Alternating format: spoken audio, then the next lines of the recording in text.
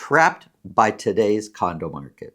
I'll explain what I mean and then get into the latest home prices and insights for condos across the GTA for week ending September 3rd, 2025. If you want to speak directly with me about your real estate situation, selling, buying, it's really simple. Below this video in the description, there's a link to my calendar. Click on that, book a time that's convenient for you, and we'll talk about whatever's on your mind. So when we talk about the condo market, lots of people have lots of ideas what's wrong with it. And many will talk about, it's these builder investor condos that these really small condos that the builders built, or they'll come up with all sorts of other reasons. And the reality is a lot of the reasons people come up with are true. They're all true. It's not just one thing that has affected why the condo market is, prices are softening and trending down, while sales are lower. All these things, there's all sorts of factors what contributes to it. We recently put in an offer to purchase a condo for one of our condo buyers. And the agent on the other side, the listing agent, said to us, Santo, the seller would like to accept your offer, but he can't. He can't afford to sell it at that price. And I said, well, when you look at the data and what's sold in the building, this is the price that makes sense to my client, the buyer. And the listing agent agreed, but said, but he can't. He does not have the extra money. The seller doesn't have extra money to put into the sale to sell it at the price that actually makes sense. In this situation, there are thousands of sellers right now on the market that are in this situation. Let me explain further. Anybody who purchased or closed on their condo within the last 5 years, if whatever reason they're choosing to sell, they're hit with the obstacle that when they bought the condo, especially within the last 5 years, and what the condo will sell for now, there's a difference. They bought at one price, but the value of their condo is here now. It's lower than what they bought it for. So they are going to lose some money on the sale. It gets more complicated for those people that purchased. Many purchased with as little down as possible. This is where it gets complicated. And the reason I'm speaking about this is when we talk about where the condos here, prices when people bought, and now prices are here and they're going to sell at a loss. There's many, maybe of you listening to this right now thinking what I'm about to say. We read it in the comments often, but there's many people that'll say, so what? Take the loss and move on. That's the game. You bought at one price. If prices were going up, you'd be happy. Well, prices went the other way. You just got to kind of suck it up and take the loss. Well, a lot of sellers actually can't take the loss. They are unable to take that loss. You purchased here, and many buyers bought with as little down as possible. They have great jobs. They earn great salaries. They can maintain the mortgage in many situations, but they just didn't have a ton of savings. So they bought with as little down as possible. Well, that equity, especially in the first few years of the mortgage, barely gets touched. So if the market moves, it right away wipes out any kind of equity that was artificially created with the down payment, actually. It's not like the market went up and you built equity. It was your down payment that created whatever gap there was between the mortgage and what the home would sell for. Well, the way the market has moved for condos, whatever value was in that condo based on your down payment, for many, has been eaten up and gone past. So in other words, your mortgage is $500,000. If you sell, you're selling at $450,000, for example. Well, that gap of $50,000, there are a lot of condo sellers that just don't have the extra money in their personal savings to put into that sale to get out of that condo. They just do not have that money. It's easy to say, take the loss, but many can't. And those buyers that put in as little as possible to buy, they have the bigger obstacle because that gap is far larger than say somebody who put in more. But it just means you'd be losing more of your down payment. This is the obstacle that's out there. It's not an easy obstacle to overcome.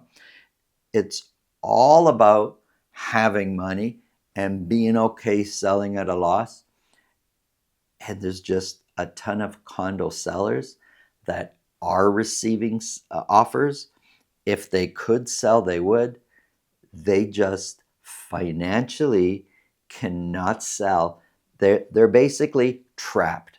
They'd like to sell, the offer's coming in, but they can't sell at that price. Even if they wanted to, they cannot, because they've got to come up with other personal money to add to that sale in order to cover the outstanding mortgage on that property. That is a real obstacle being experienced by many condo sellers, which further slows sales down, because you're wondering, are there no condo buyers out there? There are fewer, but there's a lot of condo buyers that would have purchased if they can just get their offer accepted, but they got to be dealing with a seller that is actually able to sell at the price that makes sense. Let me know in the comments below what you think, or if you've experienced some of these things that I just talked about right now. If you get value from what we're talking about, subscribe. And if you feel this video can help somebody you know, please pass it along. Now, let's get into the numbers.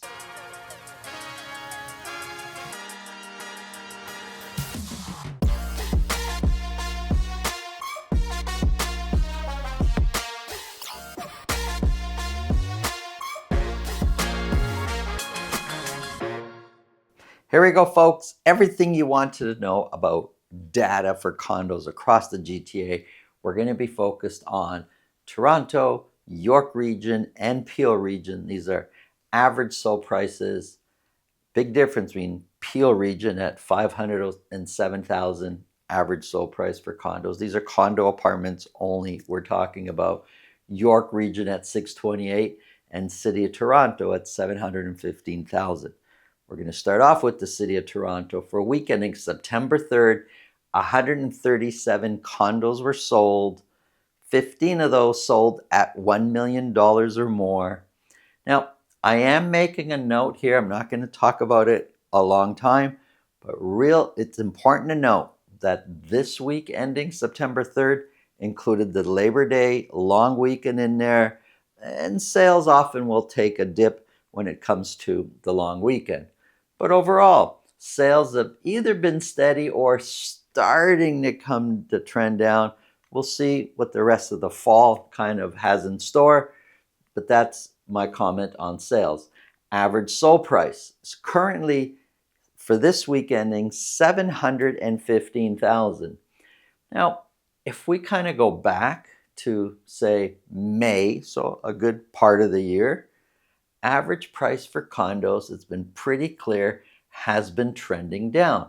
We were in the over $700,000 range to where we were for the longest time hovering in the mid $600,000 range. The last couple of weeks, average price has popped up a little bit. I can tell you that of these, in the current week we're in, with the 15 properties selling at $1 million or more, 4 of those properties were 2,000 square foot condos or more, and they sold for $2 million or more. So that helps prop up the average sold price. And this is one of the reasons why we're looking for trends and not so specific on what happens on this one week, and that's going to govern what we do. 1 week does not tell us what's really happening. You got to look at the trend, put the weeks together and say, are prices going down? Are they going up overall over time? Compared to last year, 715,000 is 6% higher than where the average sold price was a year ago. The median price of 620,000, there's no percentage change. It's basically the same. Overall, average price and median prices were trending down. These last couple of weeks, we're seeing something different, but I know a lot of that has to do with the individual sales that we've seen. 137 were sold, 26 of those, so 19% sold at list price or more. Listings are up quite a bit over the previous week. 668 condos were listed. Active listings for a period of time now has been trending down. And months of inventory, it's been climbing over the last few weeks. We're now at 9.1 months of inventory. That's the whole city. If we break the city down into 9 different sections, well, let's see some of my notes here, what I wanted to really talk about. And I want to talk about the percentage that's actually selling, like how many condos are available for sale. I have said active listings is trending down, but man, if you really start to look at it, there's still a ton of listings available for sale. If we look at Scarborough, 13 were sold, but there's 649 active listings. 13 out of 649 available for sale, 2% sold. That's it. There's not a lot of condo sales going on in Scarborough. If we look at Etobicoke, 20 sold, but there's 585 to choose from. 3.4% of the available condos for sale actually sold. So it's 3.4%, way better than 2%. But it's not that much. 3.4% is not a lot of sales. Uptown, 15 sold, 741 are available, 2% sold. Let's go right downtown. There's 1,775 available for sale. That's 1/3 of all active condos for sale across the city of Toronto. So 1/3 of all condos for sale are in downtown Toronto, 42 sold. So 2.4% of all condos in downtown Toronto actually sold. Just 2.4%. Let's focus on 1-bedroom versus 2-bedroom condos. 63 1-bedroom condos sold. Average sold price for 1-bedroom condos has been trending down, not by a lot though. It's a very gradual, slow downtrend. Currently, average sold price is $569,000. $569 is 2% lower than the same week a year ago. If we look at 2-bedroom condos, 61 of those sold. Average sold price, a little bit all over the place. It's tough to say. I would say overall, for a while it's been trending down, but the last few weeks, a little bit up there. It's now at $891,000. But I know of these 2-bedroom condos, some of them, they're big. Like I mentioned earlier, that 4 condos sold that are over 2,000 square feet and sold for $2 million or more. Think about that. A 2,000 square foot condo, there's a ton of detached homes way smaller than that. Compared to last year, 891,000, this is for the 2-bedroom condos, is 6% higher. And when we compare the two, not a big difference in months of inventory. 8.6 months of inventory for the 1-bedroom, 9 months of inventory for the 2 bedrooms. Let's look at York Region condos. For week ending September 3rd, 35 condos sold. One of those sold at $1 million or more. Average sold price is $628,000. That's been trending down. 628 is actually 15% lower than the same week a year ago. Median price of $575 is 19% lower. 35 were sold. 6 of those, so 17%, sold at list price or more. Listings way up. The previous week, 90 were listed. Week ending September 3rd, 125 were listed. Active listings coming down. There's fewer active listings available, and months of inventory sitting at 7 months of inventory. Here's Peel Region. 29 condos were sold. None of those sold at $1 million or more. Average price overall has been trending down. We're currently at $507,000. 507 is 5% lower than the same week a year ago. The median price of $495 is 6% lower. Only two sold, which is 7%, sold at list price or more. 113 were listed. Active listings, there's 1,049 available for sale. And months of inventory is at 8.3. Pretty much a buyer's market. Here's a summary. You're in a buyer's market. Doesn't matter where you're looking. Doesn't matter what category. Sure, there's going to be exceptions, but not many. You're pretty much looking at a buyer's market if you're selling a condo or buying a condo. Thanks for watching. Have an awesome day.